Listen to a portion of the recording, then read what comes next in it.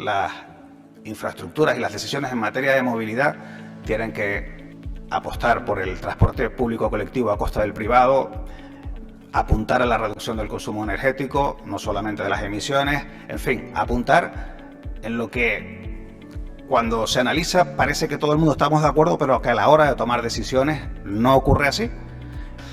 Es decir, se nos está yendo de las manos el frenar el cambio climático, se nos está yendo de las manos el tomar medidas en relación a los problemas del uso de los combustibles y la disponibilidad de combustibles fósiles en el futuro,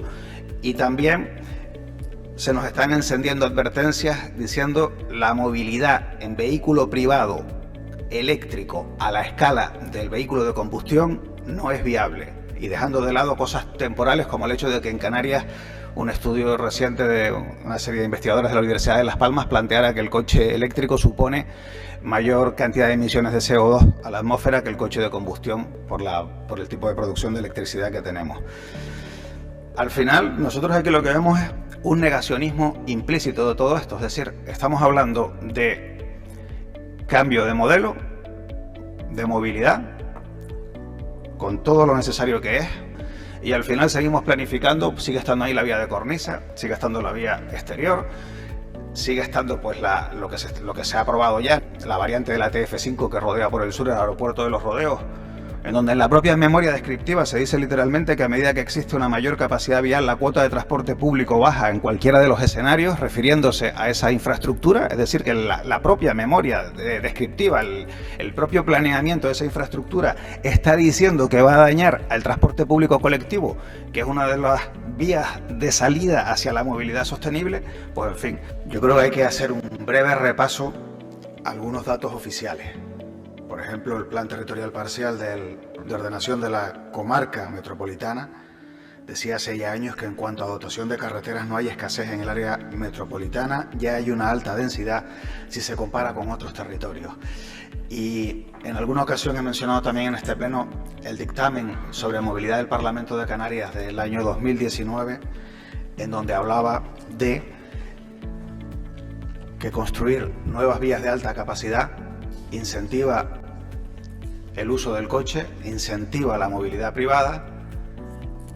y a la vez ese mayor crecimiento de los coches luego demanda más capacidad de viario, entrando en una espiral insostenible. Decían esto en 2019 y lo decían también en 2003 en el documento verde del Gobierno de Canarias. Y de hecho también en 2019 ese dictamen del Parlamento de Canarias sobre movilidad recordaba que se llevaban 20 años sin implementar carriles busbao, que eran una respuesta de movilidad sostenible perfectamente diagnosticada hace al menos un par de décadas en nuestro territorio. En 2040 se van a dejar de fabricar en principio vehículos de combustión.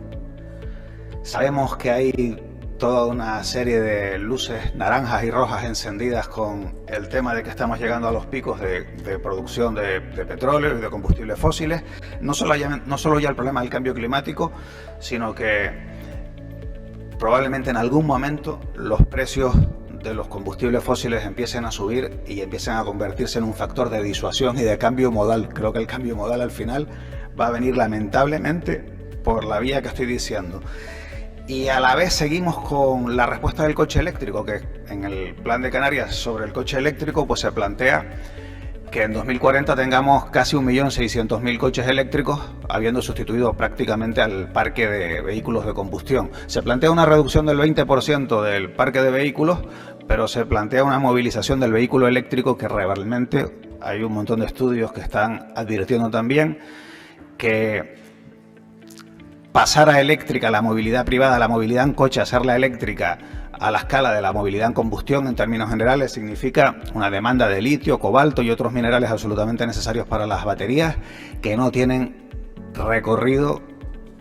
en un medio plazo, que es un par de décadas,